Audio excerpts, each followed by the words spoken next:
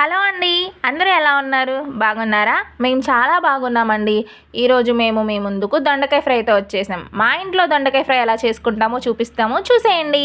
ముందుగా stove on చేసి కడాయి పెట్టుకోవాలి. కడాయి హీట్ ఎక్కిన తర్వాత గుప్పెడు గుళ్ళు, 2-3 ఎండుమిర్చి, ఏంచిన శనగపప్పు, 2-3 వెల్లుల్లి రెమ్మలు, 1 టీ స్పూన్ జీలకర్ర దోరగా వేయించి ఒక ప్లేట్లో చల్లార్చి మిక్సీ పౌడర్ చేసి పక్కన పెట్టేసుకోవాలి.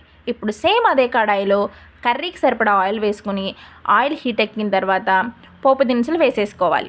పోపు దినుసులు కాస్త దోరగా ఫ్రై అయిన తర్వాత అందులో 2-3 వెల్లుల్లి రెమ్మలు, 1 ఎండుమిర్చి వేసుకుని ఫ్రై చేసుకోవాలి. మనం ముందుగా కట్ చేసి పెట్టుకున్న దొండకాయ ముక్కల్ని వేసుకుని కలయి పెట్టేసుకోవాలి. మీకు విషయం తెలుసా? దొండకాయ తినడం మూలంగా మన బ్లడ్లో ఉన్న షుగర్ లెవెల్స్ అనేవి కంట్రోల్లో ఉంటాయంట. సో దొండకాయ వారానికి 2-3 టైమ్స్ వండుకొని తినొచ్చు.